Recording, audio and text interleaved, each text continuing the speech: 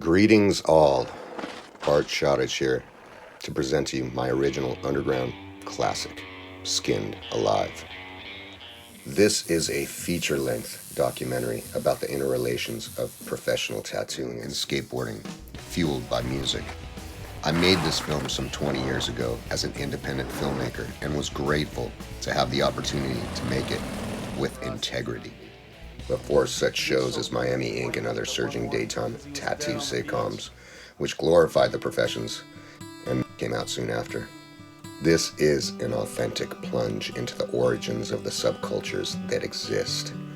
A first and definitive of its kind, if you will.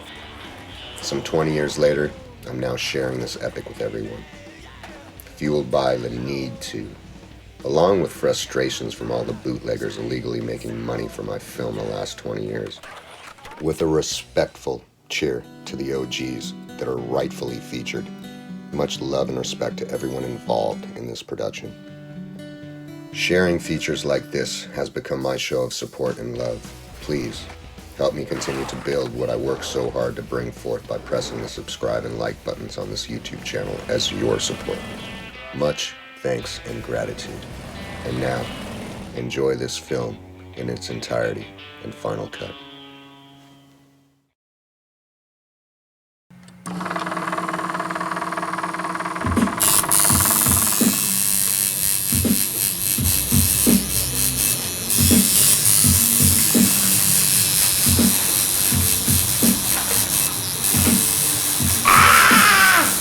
Quit crying.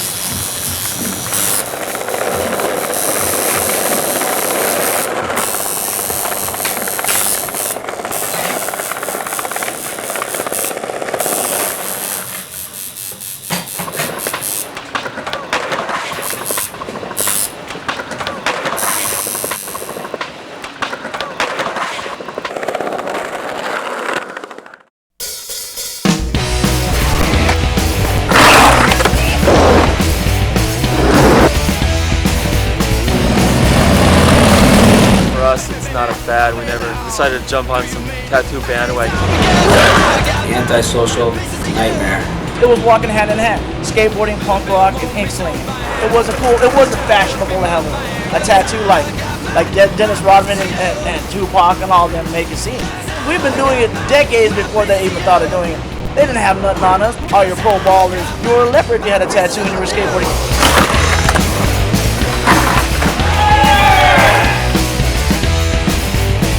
Secret little society type thing. I wanted to meet these people and get tattooed by them.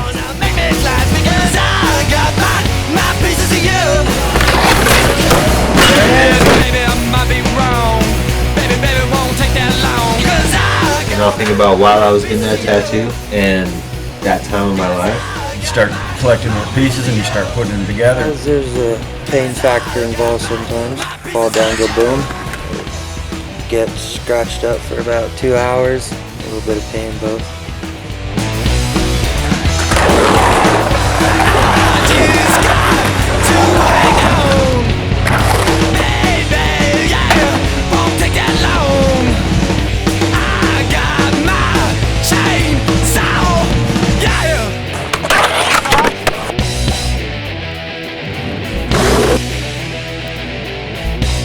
He didn't show up to his appointment that one morning because he was dead on the beach.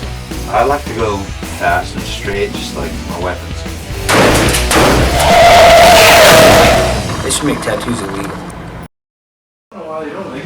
Similarities, yeah. No, they're definitely there. It's like, it's a personal thing. It's a one-on-one. You know, you got your board and your terrain. And you got your fucking tattoo. It's the same thing. It's like you get the tattoo, you got to deal with the artist one deal, poem, whatever, and then you have it. It deals with no one else. It's just such a personal and solo event. You know, it's like why I could never play basketball, football, hockey, baseball. I fucking hate team sports. You never can trust the other guy as much as you can trust yourself. So that's why the solo sport is the way to go. And tattoos are almost like that, and it just reflects. It's an art, you know. And skateboarders are very colorful people, so to speak. It was kind of just like, you know, punk rock and skateboarding and tattoos, you know. Looking back now, just whatever. It's pretty cool. It had to happen because it was like you needed more. Okay, you have a skateboard, and skateboards are kind of cool, but they're not. You need tattoos to fully confirm that they're not cool, you know? And then all of a sudden it got pretty cool, and that's just how it goes. So you have to move on. I think skateboarding is where you see the most extreme, like the whole tattoo and punk rock scene, you know? The individuality, you know, it's like everyone's trying to be different. The same thing back then, it was tattoos with punk rock, you know, skating with punk rock. That's probably what I sort of liked about it. That sort of probably led me to tattooing too. So, just something different, you know, that's not the norm. I think like one of the things that you said, like with the outlaw thing, that's basically, you know, what it comes down to. Like, I think skateboarders are, you know, that same kind of thing, you know, like let's just have a good time, fuck everything, fuck society, you know, live for the second. That's what it's about, you know. It was great. It was such a protest, you know. What? Tattooing is just a natural part of a rebellious nature, pretty much. Like when we grew up tattooing, we grew up on the East Coast, and all the shops were biker owned, like the Outlaws and shit like that. So it definitely fit the stereotype of an outlaw image, and that's what we wanted to get across to people. That's what we were all about.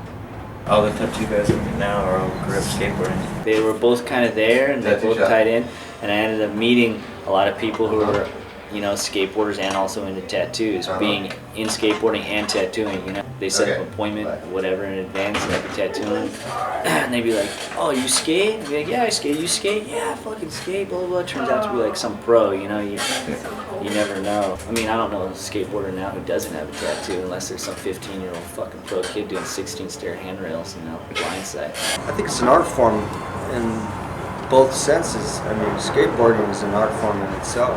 To do what skateboarders do, you gotta have a gift. A lot of it's bravery, you know, and I'm sure once they've mastered what they're doing, they're not afraid anymore. Same thing with tattooing. Once you've mastered it, you're not afraid anymore. You just want to take it for a ride. Started skating when I was 5, out of boredom.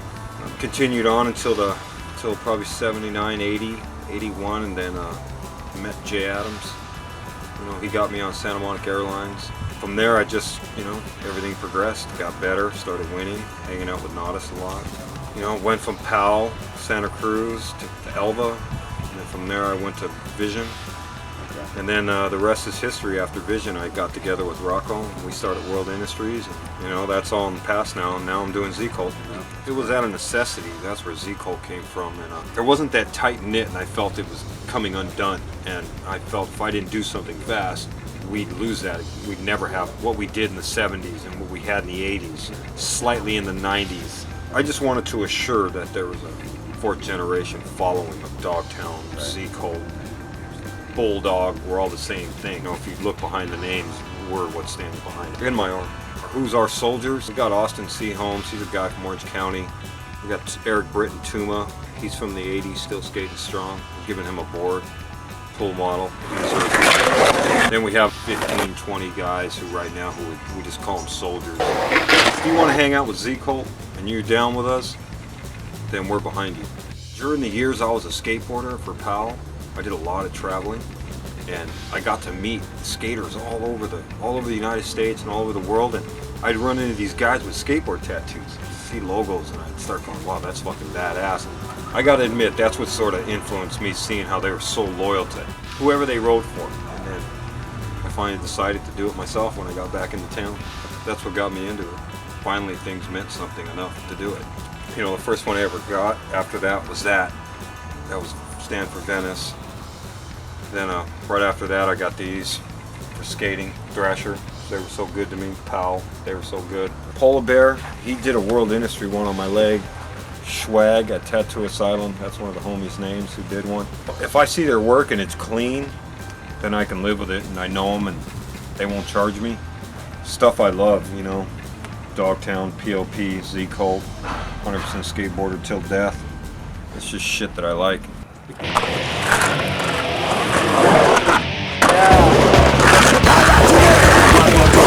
Hey,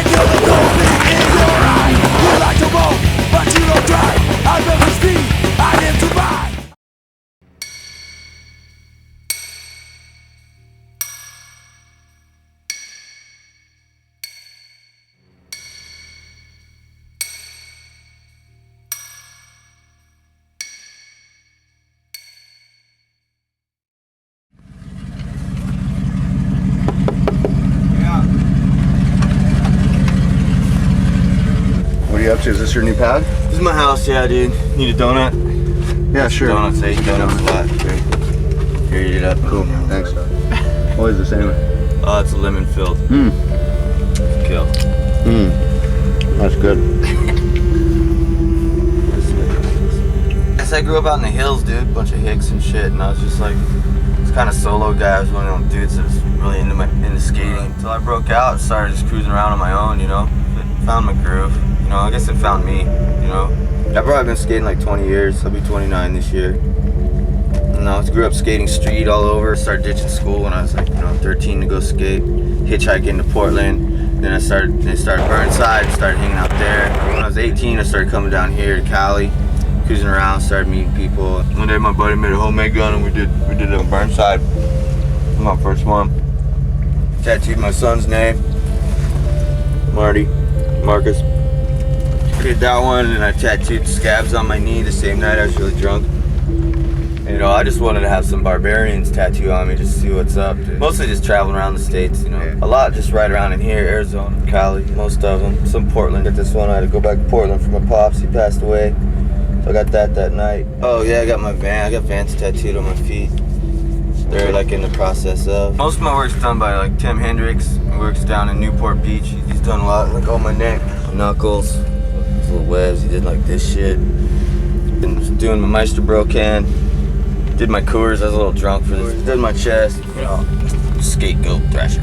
Yeah, Tim's a ripper, comic bull. I'm afraid of the comic bull, he'll grind the shit out of me. Yeah, I got the role model one too. My board company I started, it just popped into our heads one day and we were just like, yeah, it's the best thing because we're nothing close to being role models for most people, dude. It's contradiction in terms, it works out good. I deal with a lot of different places now. Yeah. Going to office buildings look like this and there's a suit and tie next to you over here, some lady in a full suit dress thing, No, yeah, they trip, they stare, people are scared to talk to you sometimes. That's cool, that makes me laugh, dude. And I've had old women, like when I lived in OB, man, they walk up and be like, oh, that's such beautiful artwork, it's some old granny, dude, so it depends on the person, And then now I just skate whatever. Mainly I like pools now. Been having fun with those. I'm on a pool binge, full skate junkie pool style. Swanson, he's a skate junkie, true to the bone. Bill Wallace, Fuzzy, friend Ray. That's the skate junkie squad right there. I skate with everybody. I skate pretty random. A lot of times I skate alone, Whatever. I got a generator and lights, dude. That's all I need. Got a house that moves. Have Jenny will travel.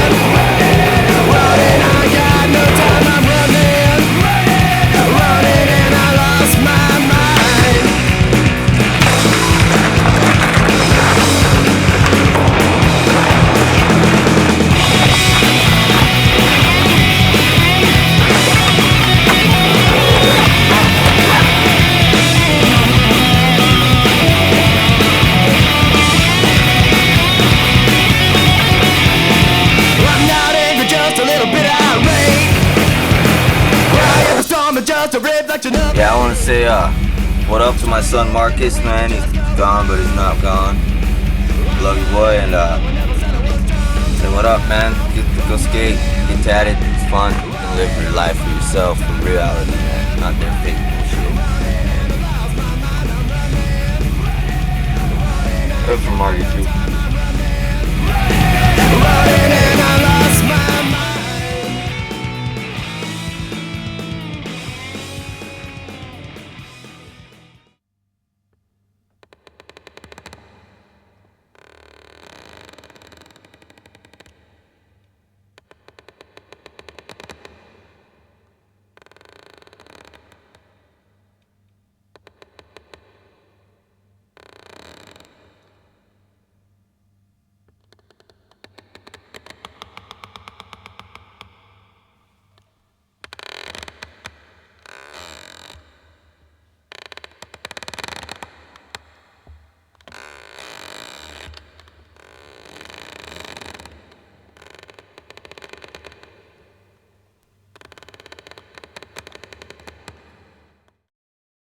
I must have been about 7 or 8, I think. I asked my dad, you know, if I could get a skateboard, and he pulled out a roller skate and said he'd make me one.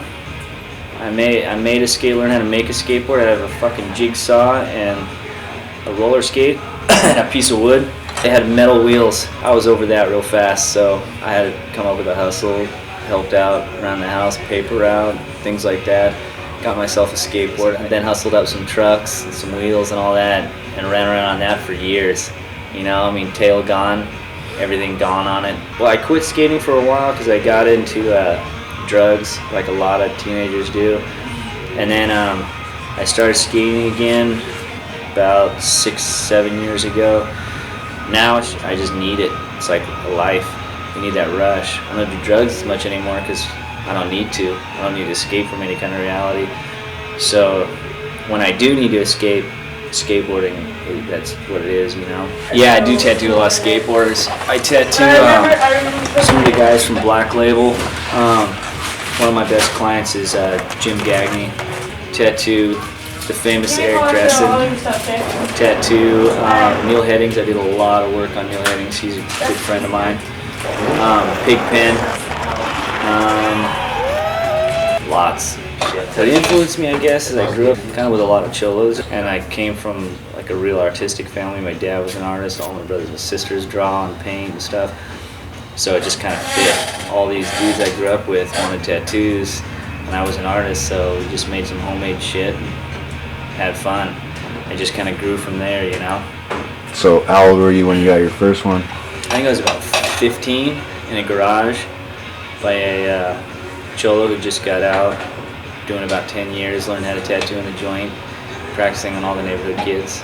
So it was a homemade? I was like 5th in line, yeah. It was a homemade rig and everything? Homemade rig, in a garage, tattoo party, everyone drinking, doing drugs. It was a lot of fun. I try to specialize in everything. I mean, there's a lot of stuff that comes in where I'm like, fuck, man, I'm sorry, I just ain't into that, you know? And if I'm not into it, they're just not gonna get my best work. You know what I mean? But I guess that comes with everything. I love doing Japanese style stuff. I love doing traditional. I love doing portraits. I wish I could do more of them. I got influence with everything. You know, in my family, art was a big thing. If I was bored around the house, and I already did all the chores and everything else, and I was like, oh, I'm bored, what do I do that? You know, he's like, oh, here's a pencil, tell me this. You know, there's always art going on, and there was always books. Like, you know, my dad was really into Japanese art, so there was Japanese books, there was, you know, Renaissance art, there was, you know, every kind of art. Sometimes I go out and just sit and watch my dad paint for hours, you know. So I think that really comes out a lot later. I don't realize it, like I'll be doing something and fuck, why'd I do that, you know? And I just think maybe it's just subconsciously kind of beat into my head, you know? Yeah. I guess what it all winds down to for me is like going through like all my, you know, years of change, how everyone goes through it, and you know, some people never get over it. What it came down to for me was just being happy, you know? And it's like, that's all I know, is how to draw. That's all I really want to know as far as like career-wise. Like, I mean, I'm not rich, you know, I don't have, you know, a fucking Lamborghini parked outside or anything, but you know what, I'm happy, and that's what it comes down to. If I draw and tattoo for the rest of my life and my bones hold up so I can skate, surf, and do all the things I want to do, you know, well then I'll be happy for the rest of my life.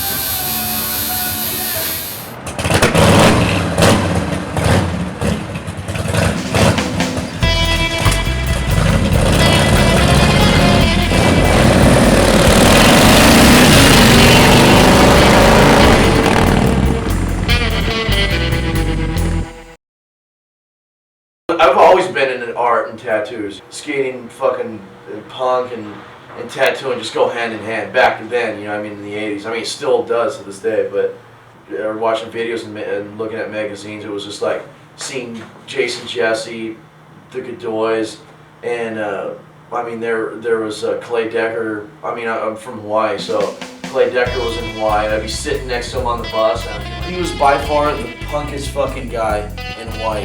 He was pretty much sleeved, and I'm looking at his arms, he's got like skulls and like maggots. I'm like thinking to myself, I knew he was a good skater. I'm like, and he just had this smirk on his face. He knew the was crazy, man. And that was one of the reasons why I liked him, because I was like, he's got tattoos and he's fucking crazy, and that's his personality. And I had like a respect for it. You know what I mean? It was like a scary respect. You know what I mean? But I knew we had like the same things in common, like skateboarding. You know? I mean, I went to fucking private school. You know what I mean? There's no way I was gonna be able to come home with a fucking tattoo. And my sister had a tattoo on her ankle of a little cross that she did on her own, like with a fucking needle, thread, and Indian ink. And I'm like, fuck. And you know what I mean? She was an older sister, so I was like, cool, like I want to do that. And I'd be just in my room and fucking threading a needle with Indian ink and just like putting dots. I mean, I still have stupid shit on me. It's all about Jessee and the Godoy. So like, I want to get tattooed, you know? And there was other guys that had tattoos, but those three stick out in my head more than anything. I mean, skateboarding is such a creative side of anybody's brain. I mean, you see it from back in the day. Not to say that there's skateboarders that aren't like, you know, mathematicians or anything, but they're the most extravagant kind of like individualistic people there are out there. That's, I mean, as far as I'm concerned. With the passion of like skateboarding, there was art. You know, I mean, that was one of the reasons why I bought the boards that I bought, was because, you know, there's a cool graphic on it. Like, yeah, like Gonz's art was so weird. I mean, tattoos were so taboo, you know what I mean, back then, and it was just like, fuck, nobody's tattooed now. I mean, everybody's tattooed nowadays, you know. I'm gonna fucking tattoo myself and start getting them taken off, you know. It's like, hey, I'm gonna go get laser tonight. You guys can go get your fucking tattoos. I don't even care.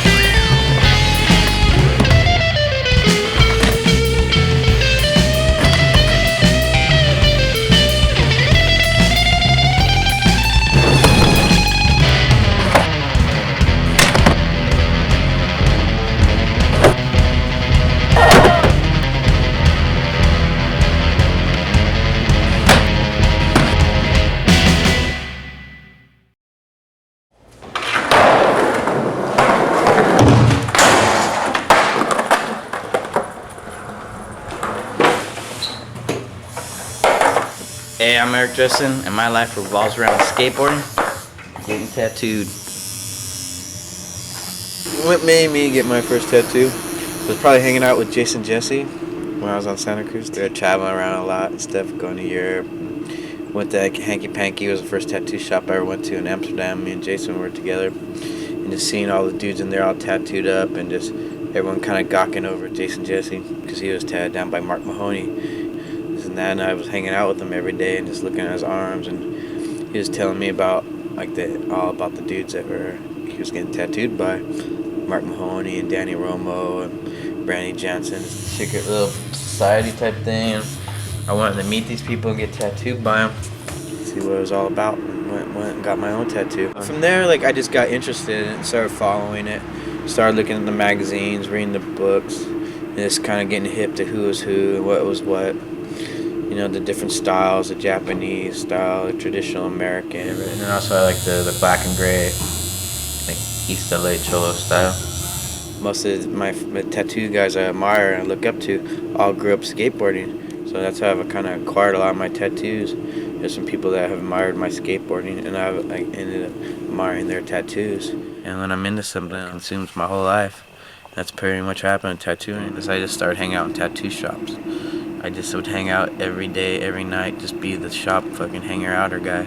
thinking, oh, what should I get next, or this and that, and I picked up on what was going on around me, and eventually from there I became like the shop helper, cleaning up, making needles, making appointments, dealing with customers, dealing with people that passed out, fainted, big Marines, having to pick up big Marines after they got their little tattoos. I've mainly been tattooed by Eric Merrill, Jackhammer Josh, Sparky, Nick Roden, Jeffrey Page, my dearest buddy Cody Miller, Tim Hendricks, my favorite skateboarder and my favorite tattoo artist of all time. So I'm lucky enough to have him as a friend and a tattoo artist. Oh, and my two dearest friends in my tattoo family, Clay Decker and Jiro. My friend Gen, he did this one. Gen's crazy. He's an OG Japanese skateboarder. I got 100% skateboarder on my lower back. It's like a little click, skateboard click. I know like what my friends are good at, what styles and what designs they're good at, so I usually just let them do whatever they want to do, something that they'd be stoked on, something that they'd want themselves. When I was 8 years old, I wanted to start surfing, and it was just easier to start skateboarding. So I just started skateboarding all by myself. I just started competing when I was about like 9, 10 years old and got sponsored. And just mainly skated everything. I tried to skate everything there is. Everything pretty much but freestyle. Pools, banks, skate parks, mini ramps, vert ramps. That's pretty much been my forte with skateboarding down the street.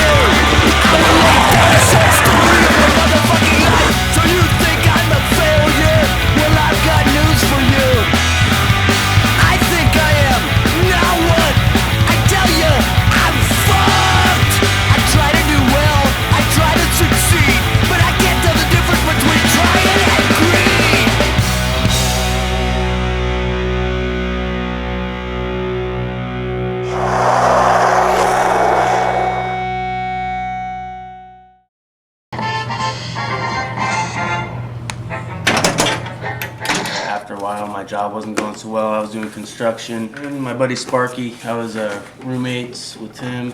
And yeah, I'd always been doing art my whole life and stuff. And he knew that. You know, he said he'd pretty much just take me under his wing, tell me how to do it, and teach me how. And ever since, I've never looked back, and that was it. When you're tattooing it, bigger looks better. Anything that you can see from across the room, I like that a lot better than something you have to get up on and look at real close and grab it and say, what is that, you know? So usually things with a lot of space and a lot of contrast look best on the skin. Anything that you can make flow right, that's the way you're gonna have your best results. I mean, there's a whole different way of drawing for the skin than there is just drawing. Just because of the personalities that you encounter, the skin, how it moves, just everything about it. It's way more intense. It depends on how involved you get into it, you know. But when you're really serious about it and when you're in there, you can't really be thinking about too much else. You know, you got to be in the moment and concentrating on what you're doing. And paper you can fuck up and erase, and it doesn't matter. This is where it's on the line, and you got to make it look good, or else that person goes on for the rest of their life with something that doesn't look good. And it's subject to opinion, you know, it's all art, you know, but you're the one that has to deal, you know, internally with what, you know, the artist personally deals with his outcome, you know, at least I do. I've just been into skateboarding my whole life. Just I love it. You know, I mean, that's another passion of mine. I'm just privileged that I got to do a couple of his board graphics and stuff. Better than that, you know, he's like my best friend. So it's pure freedom for me. You know, I mean, I can do whatever I want.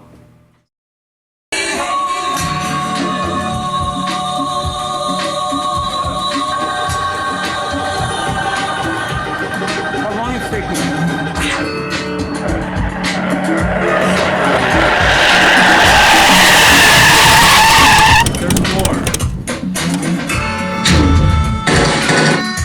Where I grew up in Southern California, San Clemente. What's wrong, man? Copsy Lee Jessee.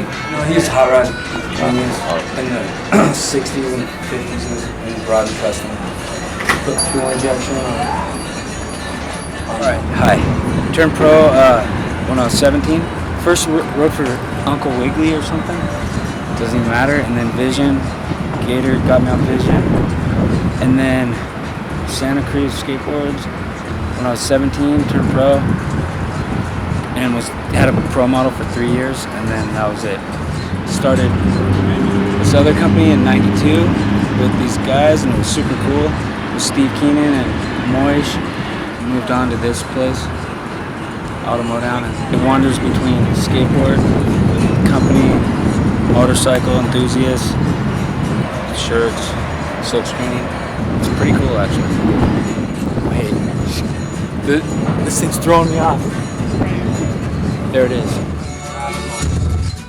Art and Steve Godoy. They forced me to get tattoos. I didn't want all these tattoos. And then my mom made me. How tattooed were they back then? From my point of view, just full body suits. But I think they just had, I met them in Alabama. They showed up at my house like 4 months later with this guy held me. They called this tattoo shop and said they can't wait to get in the chair. So I was like 15 or something, 14. And went and got this one on my back. When I got it though, gnarly. It was me, Fred Smith, and Steve Godoy went to Tattoo Land. Mike Brown tattooed Fred, you know? And it was like 3 in the morning. I remember going in there, like, looking at Mike Brown's shoes. He's wearing patent leather, the baddest shoes ever, and jeans. It doesn't make sense, but it's the coolest thing I've ever seen. And then, Fred, when are we gonna leave? Fred goes, hold on. Jason, get in the fucking car, sit in the car until we'll be done when we're done. Shut the fuck up. I remember he scolded me, and I was like, I remember and sat in the car, just, fuck that guy. It was insane. I was 18 or something. And then, on the way home, I got an earful, just, you don't do that. He was telling me about this, and I was like, okay. Fred, like, kind of just let me in on a little known fact, what you do and don't do. The rest is just that. It's just like a drawn out, just tragedy. You're 15 years old and there's an authentic man, just American man with tattoos covered and just talking the dog shit and idle, you know? Just can't wait to never measure up to that guy. But at least I'll try with these fucking tattoos, you know? That guy went to Nam, tunnels at Chucha, and I went to Amsterdam. Got weed, bought weed. That's so great. When was it? The 80s, late 80s? Mark Mahoney. That was my first graphics. Off a tattoo he did. That one Mark drew, and then Jim Phillips Xeroxed my back. Copied it, you know? And then we just went off that. John Schuler did the flame graphic, you know? And he's the one that tattooed everyone's. Steve Salva, all his graphics. Bob Roberts tattoo. It's crazy, huh? Leo's, what was his name? Leo? Yeah, your graphics. What? Wait, is that a pig out there? It all boils down to Mark Mahoney, the king of cool. I swear. Like, even everyone knows. Danny Romo knows. Everyone knows. Eric knows. Mike Valley even knows. I don't know if he knows. But anyways, I don't even know him. But, so I can't answer that. Totally, there's no selling out. It's just getting your message to future generations. That's it.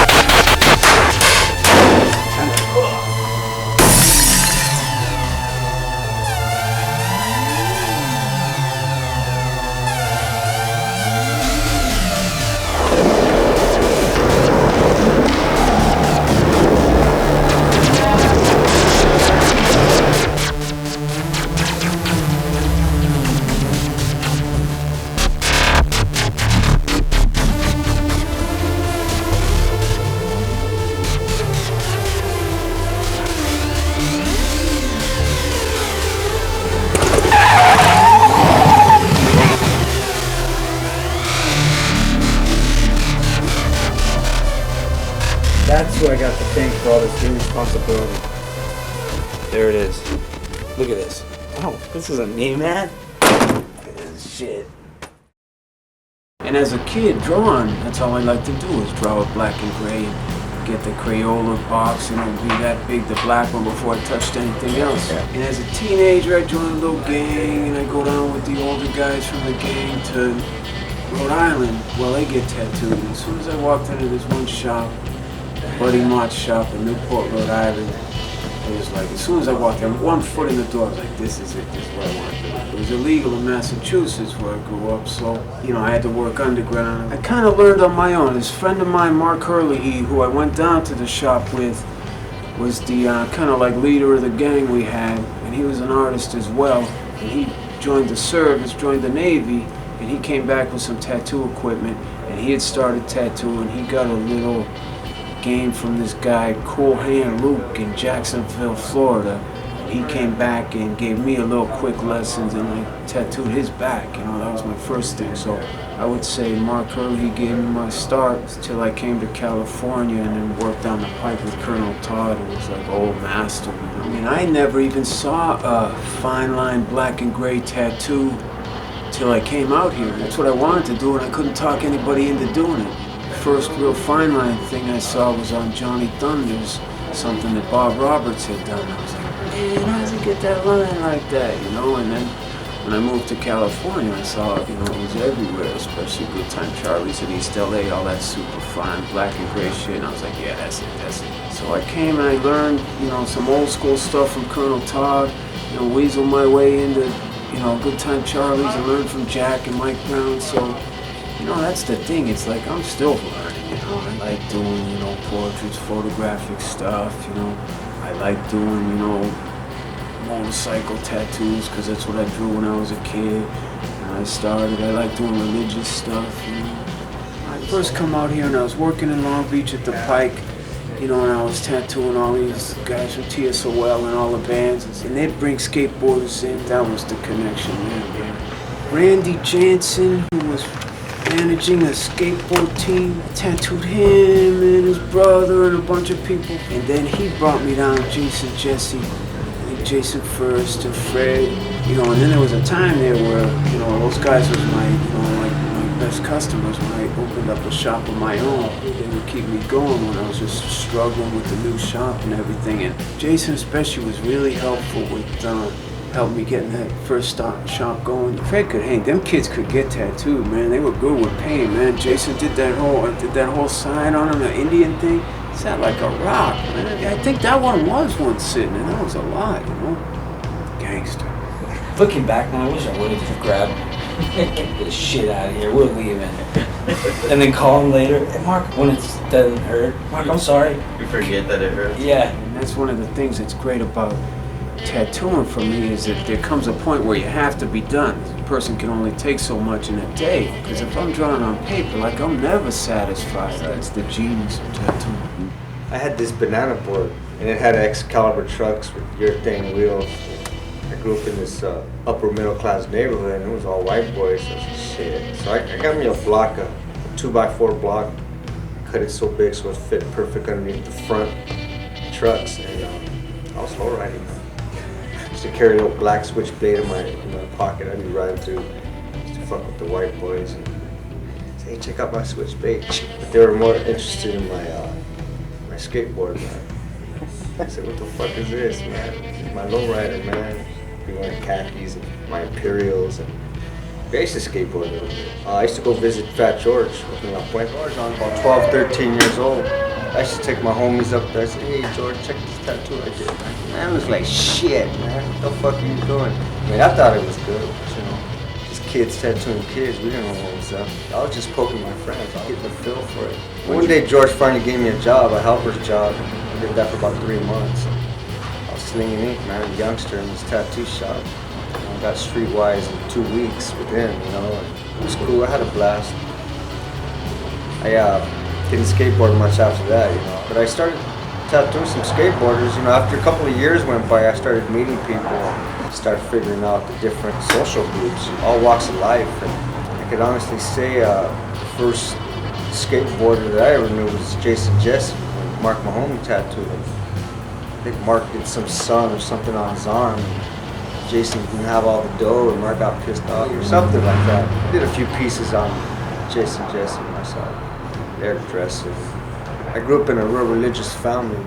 We always had a lot of art, like the Bible with all the art pages and the brochures. And I was always inspired by that, and the statues and the beauty and the realism. And I used to say, man, you know, whoever created this drawing or this artwork got to have a passion for God, or you know, it's a true gift, I'd say, to have this ability to sling ink and do it like in a photographic style.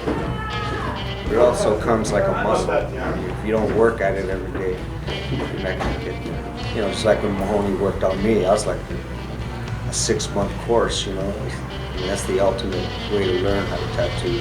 Get tattooed. If that's your style, you try to acquire that style, the way you feel, the needle going in you, the way you know you're shading. And then you give it your own 2 cents, man. You make it your own. It's like music, you know. Everything's been done, you just do it a little different. I gotta say, tattooing for me, it's opened a lot of doors, you know, in my life. I've done a lot of things, from film to music videos, and I always come back to tattooing. You're so excited because you're plugging this person's skin. The whole fact that it's gonna be on him forever, or her, and the fact that, you know, you're making a name for yourself and they're never gonna forget you. That's a big deal. That's a rush in itself. That rush never ends, it never stops. I can say, just like skateboarding, once you get on that board, I don't care how old you are, you're still gonna feel great. Aside from being back here with Mark after 20-something years, man, that's a rush. You know, I feel like a kid again. The smell's the same, the vibe's the same, and the influences are even stronger. But I'm older now, I'm a little wiser, so you know, I know where to step and where not to step. The hardest part is just getting home 3, 4 in the morning, you know. Started skateboarding in the early 70s. My brother got me into it. You know, riding boards in the basement, riding boards in the street, and cruising around. That was like old roller derby boards with steel wheels and wooden decks. And then that moved on to Warp Tails and rode my first skate park in 77. And then got into riding Pulp and Stanton Dogtown decks, and of course Alpha decks. And then in the 80s, I was frequenting skate parks all the time. In Detroit, Michigan, where I grew up, we had tons of skate parks. I got sponsored by Madrid in 1981, until I rode for Alva in the mid 80s. I have to say that was the best time I've had skateboarding to date, was the whole time I had with the Alva crew. After that, I went to go ride for BBC, and the fall of skateboarding came, never quit, but kind of dropped out of sponsorship deals. Now I'm back in full force again. I ride for Skull Skates, and everything's cool again. A lot of skaters had some pieces, but probably the heaviest tattooed skaters I saw during my time at first was the Godoys. You know, you even look at some shots of Dwayne, man. It wasn't until much later on that he got fully covered. The thing about the Godoys too is, you know, they had a bonus over everybody else, man. They were tattooing each other. Not all of us have a twin. What got me into tattooing was punk rock. You know, the early 80s, it was like, we were all coming of age, man. As soon as I was able to get tattooed, I was in there and got it. And been hooked ever since. I strictly pretty much collect skulls. I just think it ties back to punk rock. You know, punk rock and skateboarding went hand in hand, and skulls was kind of a universal symbol between both. And I just went off on skulls, and then, you know, my namesake, the American Nomad, I have plaster on my back like a license plate. The fact that for 6-7 years during the height of my whole skateboarding career, I didn't live anywhere, man. I just traveled from place to place. And, you know, I have no regrets on that, man. I loved it. I met so many people, so many friends, and got to travel. And along the way, collected a lot of ink. I've had a good majority of my back done by Ed Embley from Gulf Coast Tattoo in Mobile, Alabama. I had Guy Atchison do some work on me. I had Paul Stotler. A few other random guys throughout the Midwest who were just skaters. Jay Kelly did my new one. I've had Freddie do some work on me. And then just some other like cool random people that I've run into. And, you know, it's always been fun to, you know, not just cruise into a shop and get a tattoo. It's cool to cruise in town and just hang out for a while, you know, see how other people live, hang out in other shops. There's always skaters coming into shops, so if I was traveling around and I had a layover, no place to go, I'd just go hang out in some shops, and eventually a skater's going to come through, and I formed a lot of lasting friendships just by running into people in tattoo shops. You know, it's the whole subculture is something really cool.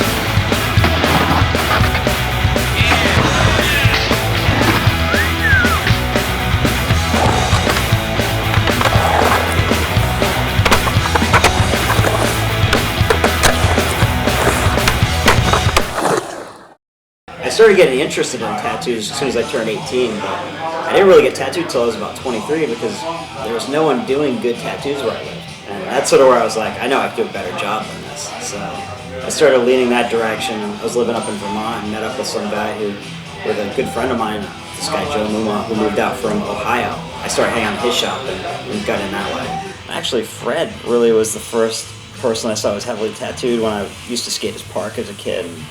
I remember he had this elbow piece done with Einstein, and Mahoney did it. It was sick. I'd never seen anything like that. Mostly you think of like it was bikers, and unicorns, and wizards and stuff like that. And back then, you know, seeing stuff like Don Ed Hardy and Eddie Deutsch and those guys were doing in the early '90s. It was just like, wow, you know, this is tattooing. This is cool. It's not the usual, not the norm. You know, there's definitely some artwork in it. So. A tattoo's a tattoo. I could, you know, I'm down for doing anything, but I definitely want it to have it look good down the road. I don't want to see something a couple years from now and be like, I wish I didn't do that. You know, if you come in and say, well, I want this and this and this. I like your style of stuff, so let's do it that way. You know, you're gonna get a great tattoo because they're gonna be into doing it. But if you're like, I want this and it's got to be this way, you know, like, well, that's not the style of stuff I do. Big and bold, something that's gonna hold up. So. I mean, it sort of throws me into traditional American, traditional Japanese. As long as it's got room to spread and holds up, it works for me. Word of mouth is your best business you can ever get. You know, so as long as you're doing good work, and you know, so you don't even have to be a good tattooer. So just be a nice guy and just get along with the people you're tattooing. And I mean, these are guys I looked up to when I was a kid. I mean, I used to skate Fred's park, and even back then, he was just the nicest guy you could ever meet. Like, he had no attitude, and he was just really laid back. Yeah, as you can tell, I'm as old school as it gets. It just really stuck with me that he was really cool towards everybody.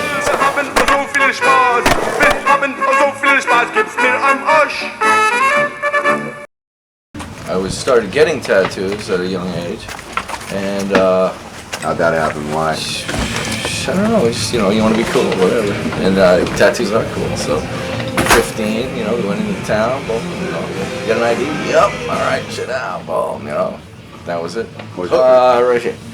Too fast to live, too young to die. Right after my dad passed away. That started me, and then once you got one, you're hooked. How'd you get the nickname The Loud One? It goes way back to high school.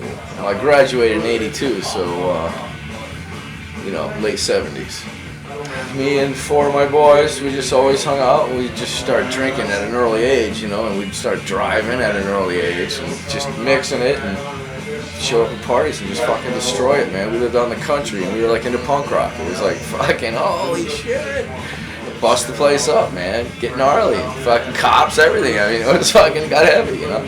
And, you know, and then it would always be, you know, we're having a party, don't tell the loud ones. That's how it just came about, and then it just snowballed, and And then I just used it on my board because we were always known as that. And then that was it. And it just happened kind of very odd, you know. We were on a skate trip down to Cedar Crest. It's a wood ramp that was out in the middle of the woods. And this guy, Mike Mapp, we were staying at this apartment that he had moved out of. And it was a week left on the thing. Nothing in the house, no furniture, no nothing. And the big old pile of trash in the kitchen. So I freaking rigged up a jailhouse machine out of a fucking pile of junk. It was an answering machine, actually, you know, bent the spoon, did the whole thing. Had a guitar string, sharpened the guitar string on skateboard grip tape. That's how hardcore that was.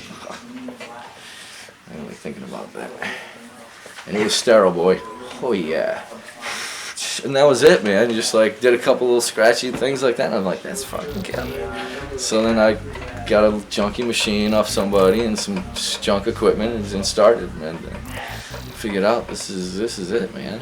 That was 82 or so like 20 years. You get almost everything, you know what I mean? Every kind of person, freak to freaking normal as it comes. And from 18 to 81, you know? There's no in between, really. There's no rhyme or reason. People just are into art and they like it, you know? And it's fun. Given the freedom, given the space, given a rough idea, and then, you know, they pretty much run with it, you know what I mean? And make it look good, because they know if I'm going to do it, something I like and what I want to do, on their rough guideline, of course, is going to be just amazing, and that's pretty much how it works. 77 or something like that, we just got boards, you know, little plastic ones from the department store, and then you get on it, and you do what you can do on it, and then you put up a piece of wood. I mean, it's just the next step. Gotta keep going, go up, cut. Get better boards, you know, and then you find a magazine and you're like, oh my God, Thrasher, look what these guys are doing, or whatever, you know, and then it's a natural progression. You just want to keep going to the end, you know what I mean? I don't say I took it to the end, but I took a good ride on it. Where'd you go? Everywhere pretty much. There's too many stories, you know what I mean? But just in general, a good time. Zorlak I started with, and then I switched to Alva, and then that's pretty much it. Skid for Thunder, and Thunder. Thunder was good. Pretty much I just had the one Alva was just heavy, you know, it was so heavy. We didn't need no more than that. It was as much as you could ask for. He did his part, we did ours, and it worked. And now? No hard feelings. I got some Aaron Kane, Eddie Deutsch, Rom, did a lot of it, Hannon of Pumpkin Tattoo, like Tom Beasley, Dave Fox, Bob Roberts, got a little piece by him. You know, I try and collect, you know what I mean? That's what it's about. It's about collecting, you know, like, yeah, I got one from him. Yeah. It's fun, a lot of fun. We were the heaviest tattooed skateboarders around. At all that we started off the whole thing. We're going to take credit for that because that's just the way it is. I mean, you can ask Jason Jessee, who they Transworld mistakenly said that he was the one who started this whole thing, which was a load of shit. It was me and my brother. But we had a hard time with all our sponsors. People at that day and age, like, let's see, 85 till about 91, everything was so gay. It was day-glow clothes, you know, so fashion, you part your hair and wear bangs and a baseball hat. That's not our deal. That never was our deal. So we're pretty much blackballed, I would say, because of our attitude. And now it's so accepted, I guess it's like we were ahead of our time. But we never really made much money at skateboarding. It was always fun, and whether we were sponsored or not, we could have gave a shit because we'd still skate to this day. I'm Art Godoy. I skate when I'm not surfing. I'm Steve Godoy, and I surf when I'm not skating.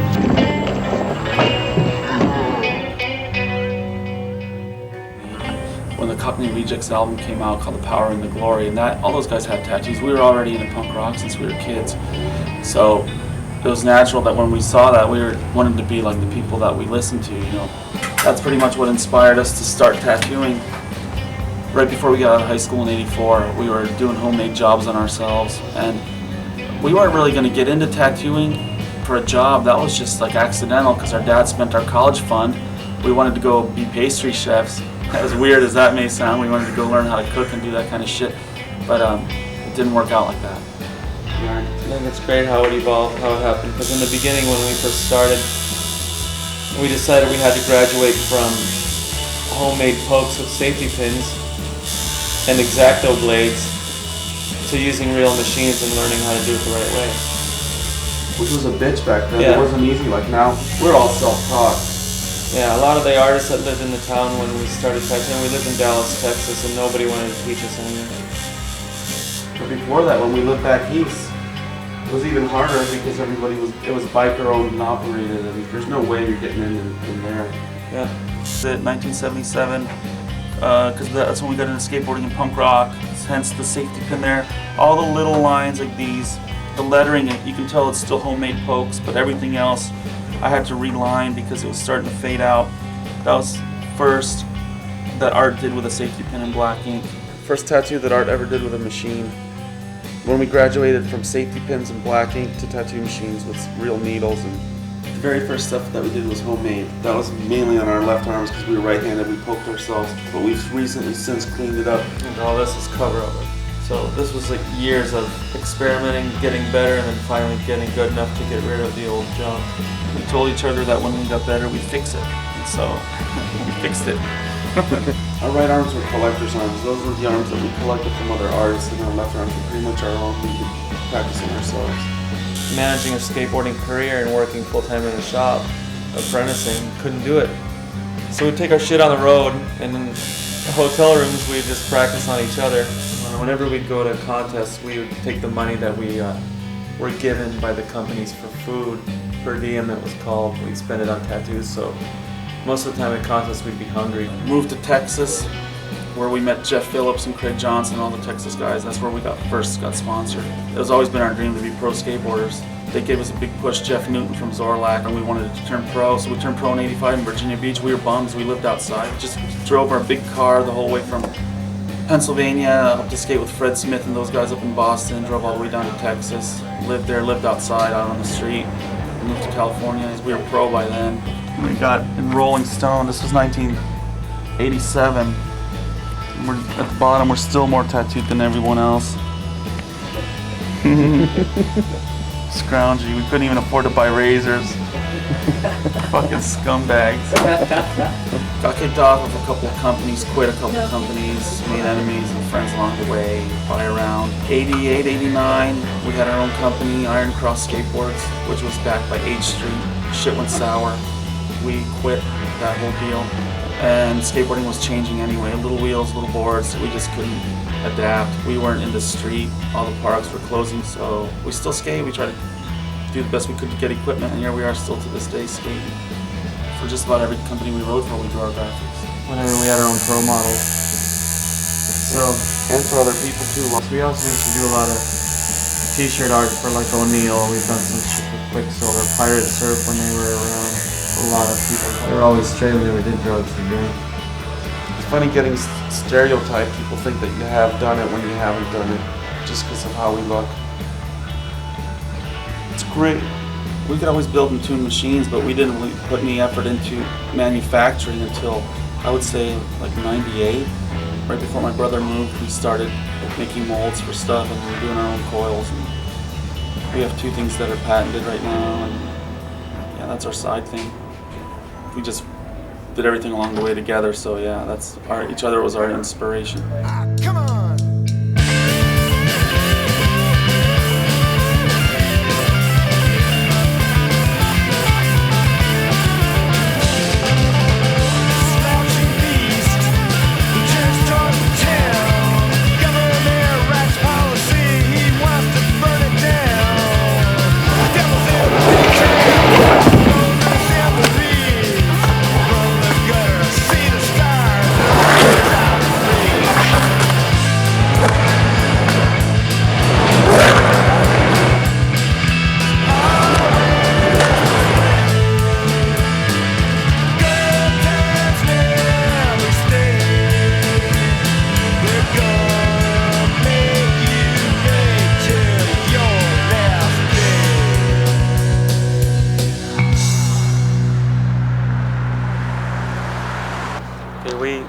We started tattooing in '85. For us, it's not a fad. We never decided to jump on some tattoo bandwagon because somebody else did. We never really made money in skateboarding, so for us, tattooing was really the only option in order to make ends meet and supplement our income. I mean, when we're getting a $4 check for royalties from a company that we're not going to mention, you know, and how are you supposed to live? So anyway, that's our angle. It's our life. We tattoo, skate, punk rock. Anything else? That's it.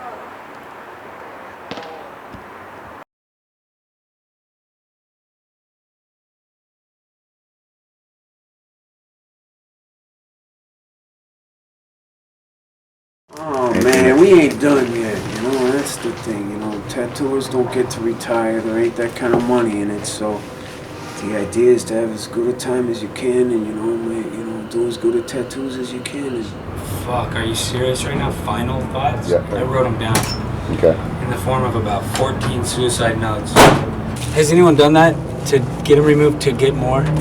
I see some of these kids who are real young getting tats all over the place, and sometimes I think, you know, if you don't wait until you get in your 20s, you may be making a mistake by just jumping into something you think is cool now, but when you're in your 30s or 40s, it may not be cool. So you better think about what you're going to do for a long time. Don't just get something because you see it or you saw something similar that you think it's badass. You better make sure that tap means something to you for the rest of your life. A lot of the youth that tattoo today, they're not influenced by any of the old, you know, the old biker mentality, the old outlaw mentality. A lot of them are into it because of their lifestyle and the artwork that goes along with their lifestyle, whether it's skateboarding or snowboarding or surfing. Well, the logical evolution of skateboarding would not have had tattooing involved in it at all. It wouldn't have. Not at all. We brought that into the whole thing. Yeah, so you know, I just get tattoos. You want to see the notorious penis that he threw in there without me knowing it? Oh! I saw that like the next week. I'm like, hey Fred, you know, I got a dick. And he goes, what, did you find the pussy? Right there. Show him your ball bags. Ball bags on him. Check out those ball bags. Freddie's the king of fucking sneaking shit in there. Cover up, I did all this shit drunk for myself. Cover up ball bags. A bunch of ball bags. Fucking bastard.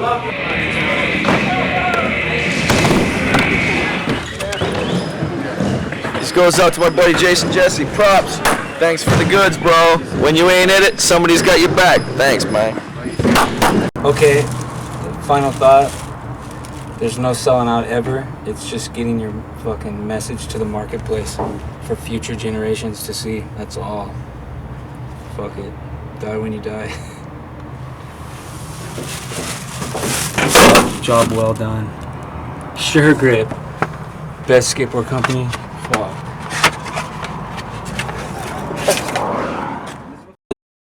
I shared this feature for that which need be recognized and for future generations to be educated and entertained by the cultures that be. Please support the vital, core, and independent people and companies. Thank you so much. We were the heaviest tattooed skateboarders around. And all that, we started off the whole thing. We're going to take credit for that because that's just the way it is. I mean,